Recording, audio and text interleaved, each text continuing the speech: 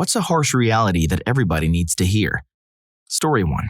A great phrase I've heard is, there's a difference between honest and weaponizing the truth. People who pride themselves on being brutally honest are more excited about getting to be brutal than they are interested in being honest. On the subject, I really like the quote, "I don't accept tough love from anyone who hasn't shown me gentle love." Story 2. Brutally honest without tact is just brutality. You're not being as helpful as you think you are by claiming to offer people harsh truths. Story 3. Your first relationship most likely won't be your last. When I hear young girls say their first boyfriend is the love of their life, I just smile. That was me, quote-unquote madly in love at 15 and thought we'd be together forever. It makes me laugh. Thankful my first relationship was loving and respectful enough to make me hopeful for the next. Story 4. I didn't expect my first relationship to be my last. But 16 years later, here we are. The fact that we've grown and changed tremendously is something of which we remain very conscious, however. Time and transition are inevitable forces which must be treated with due reverence. We do yearly, or more often as needed, state of the relationship check-ins and wait to get married until our late 20s or early 30s. I'm far from a relationship expert and your mileage may vary, but it's worked for us so far. Story 5. Not everyone has to run to the bathroom or hunch over in pain after consuming dairy. Those cramps, that gas, it's called lactose intolerance. Get lactate or give up the Captain Crunch. This is a reality that needs sharing. Story 6. You don't have as many friends or family as you think. I have a chronic illness, and the number of people who bailed on me during my hardest times only to pop up, surprised I was upset with them once I started healing, is truly disgusting. You've got a core few.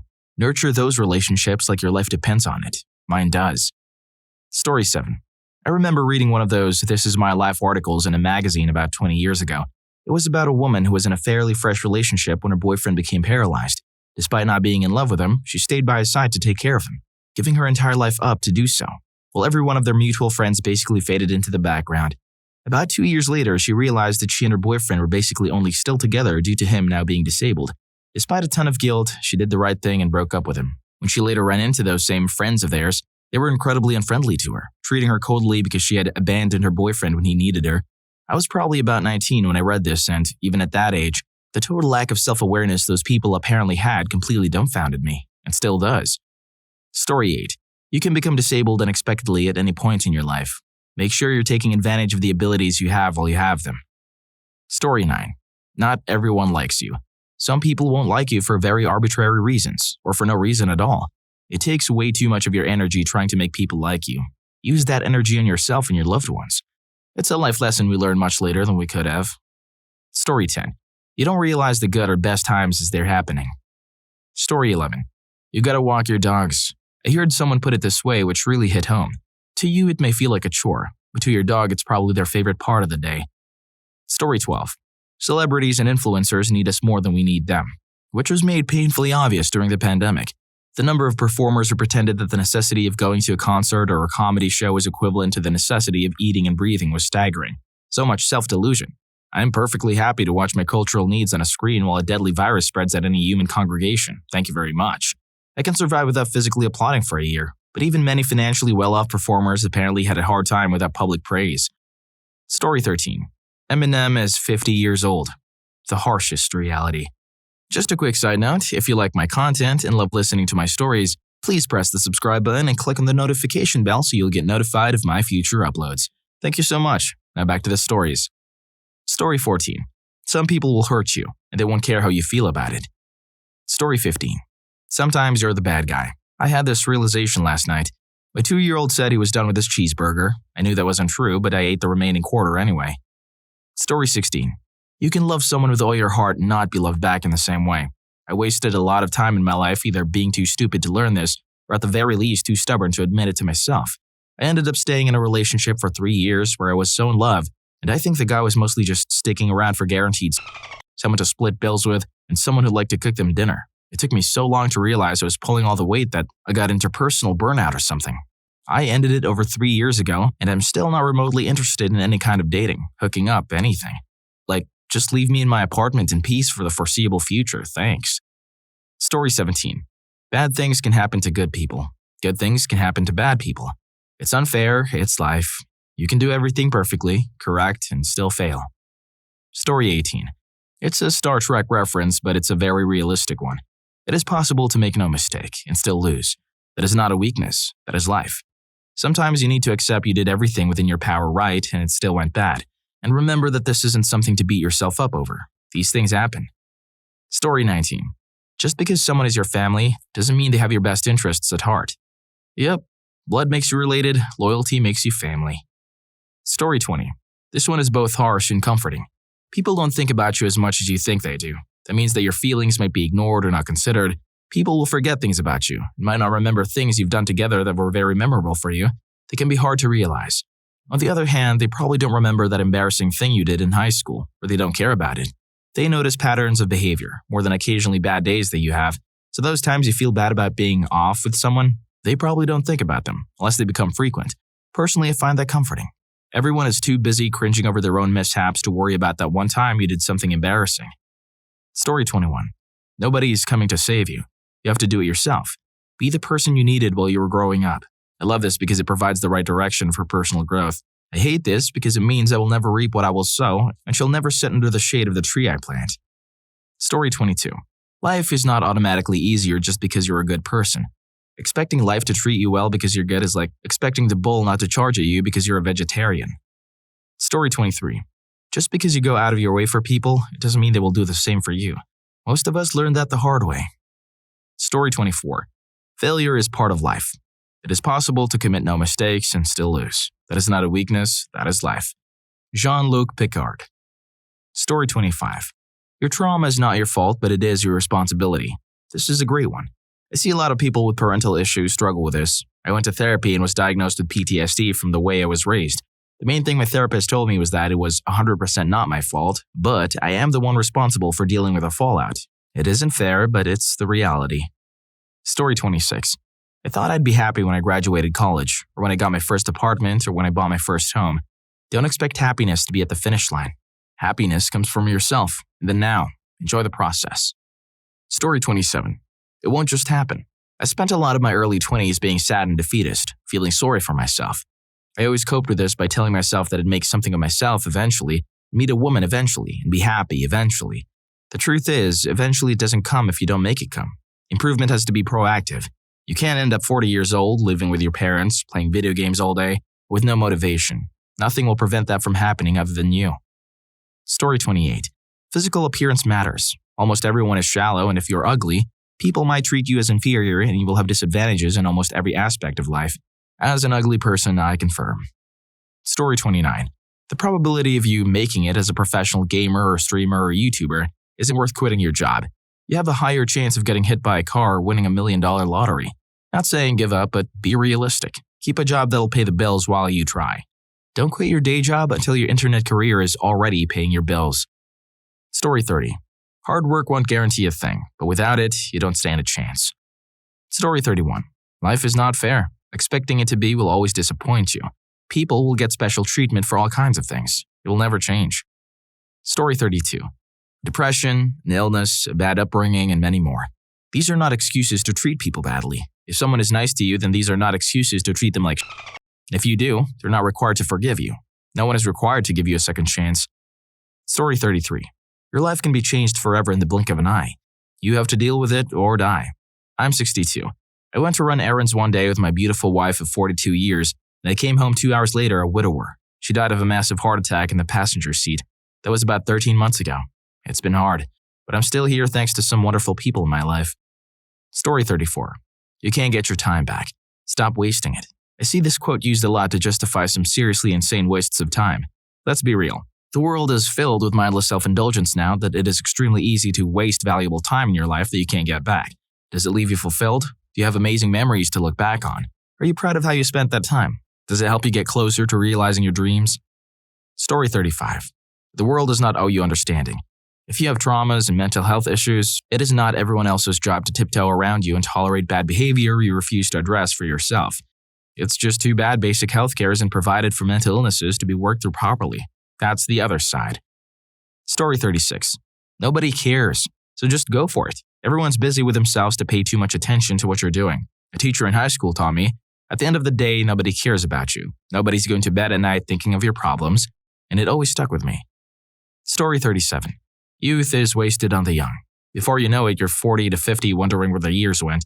Stop caring about what people think about you. Ask him or her out. Start that business and jack in the job you hate. Tell your family you love them even if you're in a feud with them. You might be 30 thinking it's too late to do that thing you wanted to do. Do it now, or else you'll be 40 wishing you had done it at 30, 50 wishing you did it at 40. Just start it now. Story 38. When you've been married for 8 years and all of a sudden your wife wants an open marriage, it means she's already cheating on you but doesn't want to feel bad about it. And then if they cheat with you, they will cheat on you. Story 39. Most people should not be on social media of any kind because they cannot handle what it does to them mentally. It is not about socialization, it's about corporations monetizing your life. Story 40. Children's first bullies are often their parents. I know it's cliche, but a lot of bully school kids really do learn it from home. Parents taking playful jabs at their children under the belief that they can't pick up on it. They might not fully understand what you're saying or how you're saying it, but they can still feel it. In your mannerisms and in your tone and just in the atmosphere. They have some vague emotional comprehension of what's happening. And just because they currently lack the ability to process it, doesn't mean you're not messing them up inside. Story 41. For most of us, work is a business transaction. You're trading your time for money. Your employer isn't your friend, father, or mother. They owe you what they promised to give you in exchange for your time. That's it. If your work isn't fulfilling or making you happy, either spend your free time making yourself happy or work somewhere else. The few people who live in the wealthiest countries in the world still struggle to find happiness. Stop wanting what other people have because it looks like it makes them happy. They aren't any happier or better than you because they have things. Finally, while these facts suck for most of us, the sooner you internalize them and shift your values, the better you will be. Story 42. You can do everything right and still fail. I think video games really help teach me this lesson. There are times when you do everything right, make the best, most advantageous plays, and you still lose by pure chance. Sometimes you're just going to be in a no-win situation and it's not your fault. Story 43. Nothing lasts forever, except a criminal record. That lasts after you have completed your end of the deal. Story 44. Nobody wants to hear your music, either from your car or from your headphoneless phone. I live near a busy street with a stoplight and people blast their music so loud it sounds like it's in my house. Loud music is one thing, and I don't love that either. But man, this is a whole other level. Story 45. You are responsible for your own happiness. My therapist once told me when I asked her why I was coming home angry and upset every day after work, anger is your brain's way of telling you something needs to change. Since that moment, I've been undoing a lifetime of habits revolving around making others happy by default, or avoiding some made-up reason why they would hate me for being selfish, and rather focusing on my own happiness. It doesn't mean I'm more selfish now, it means that the scale is more balanced, and I take time for myself by default unless I'm already recharged or others clearly need it more in that moment. The next day, I go back to taking care of myself first. I'm more content with myself every day now, and don't let the small stuff get to me.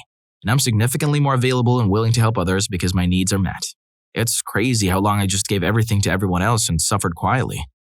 Story 46. The good old days were rarely good days when they were young. Rose-colored glasses, nostalgia vision, whatever you want to call it, the good old days probably weren't as good as you were thinking. Story 47. Your delusions about yourself are not people's responsibility to respect or believe.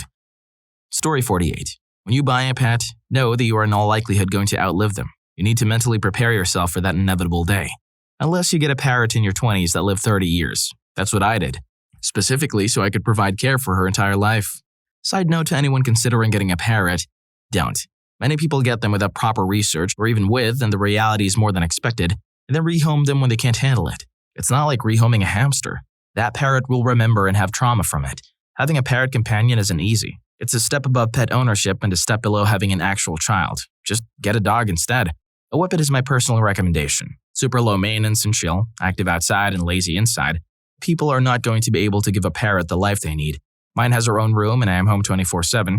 Imagine having a 3-year-old that never grows up and always needs attention and care. It's a gift and a curse. Also imagine that 3-year-old has pliers attached to their face and big emotions. Story 49. A lot of success comes down to luck. People can work extremely hard, do everything right, be the most qualified or best person, etc. They get totally overlooked by someone else. A huge reason some people are winners and some people are losers is just straight up dumb luck. And connections. Story 50. There will always be someone better than you at what you do best. That's why you should only compare yourself to your previous self, not someone else. It's fine to look at others to see what might be possible for you, but you shouldn't use it to feel bad about yourself. Story 51. In a conversation, most people aren't really listening to you. They're focused on when they can say their piece. Chances are you're doing this too. The other day, together with my colleague, we recorded one of our conversations. When I was playing back the recording, I realized how many things that they said escaped my attention. I felt quite ashamed. Active listening is a very important skill. Listening is really not that simple. Conversations can truly sometimes be a dynamic wild force hard to control. Story 52. You are replaceable. The world will not stop when you're gone. Story 53. No one is special. We're all 3 generations away from being totally forgotten, and the world will carry on after we die. When we ourselves will be forgotten, it's damned interesting how known a person can be without expecting it. Yes, the presidents, the pop stars, the serial killers, all these people live in some form, but even regular people can be known by sheer chance. I was just reading the other day about Ian Asir, the recipient and owner of the world's oldest customer complaint. He's been the subject of memes. The man lived thousands of years ago. You could never have foreseen that. He would have known his cache of complaints would survive the ages and others wouldn't, or at least who haven't found them yet. Or all those famous skeletons, missing links. They were just regular schmucks, now in a museum. Alternatively, we could get recognition for dying a certain way. My great-grand-uncle was lost at the Somme in World War I. My parents and my aunt and uncle have gone to France to visit the memorial to this man they never met. And no one's visiting the graves of his siblings who lived on. Just him. Because his name's in some marble thing and his death is horrible and tragic. But yeah, we won't be known. Not really. Someone could find my Twitter feed and get a lot about me, but it's still not really the same as ever having spoken to me. Story 54. Be nicer to your pets. Don't just let them sit in a cage or be home alone. Think it over once more if you have kids before you get a pet. I've got a doggo that's somewhat messed up due to this very reason. It's taken me a very, very long time to undo a lot of his first 12 months before I got him. Story 55. The worst people are the best person to someone when they have done something good for someone. The best people are the worst to someone when they have done something bad for someone. People are dichotomous. They're gray. You can hate and love and fear the same person at the same time. Sometimes death is a kindness, but at the same time, everyone dies alone. Death is scary, and no matter how bad you feel, there is always something good. Maybe something small, a pretty color, a nice texture, a good smell, a sweet note. And on a lighter note, toast always falls jelly down. Story 56. Poor people don't have a mindset problem. They have a very real and tangible surviving problem. You can't be disciplined and get yourself up to side hustle and move forward after your job if you don't have anything to eat. Plus no significant other to motivate you, since almost everyone politely tells you to f*** off because you have no money. You could be the most quality person on earth. If you can't afford a bag of chips or a beer on the first date, you're done. There's just so many things that are not accessible to you. Like a lot of great long-term decisions are just cut off from you because of the price, so you're stuck buying crappy stuff constantly. There's a point of financial stability at which you can move yourself up, but below that, you cannot. It's a whole other game you're playing. Story 57. Freedom of choice does not mean freedom from consequences. Story 58. You need to work on yourself. Waking up early and being intentional about working on body, mind, and soul will not only change your life, but those around you. Also, take care of yourself so your loved ones won't have to. This was a hard lesson for me to learn these past few weeks. I've literally been working myself to death to build a future for my family. Blood pressure was 186/118, and I work out and eat healthy daily. My fiancée, she's a nurse, made the comment along the lines of, if you have a stroke, not only can you not provide for us, but we'll have to work extra to make up for your loss of income and take care of you. Essentially working myself to death for my family's future comfort would have effectively destroyed the future I was working for. Now I turn off after 12 hours on the clock and take 1 day off a week and my BP's back to normal. Story 59. You have been a toxic friend, narcissistic at some point in your life. Maturity is realizing you were toxic too. If you enjoyed this video, make sure to check out this next video. The YouTube algorithm really thinks you like it.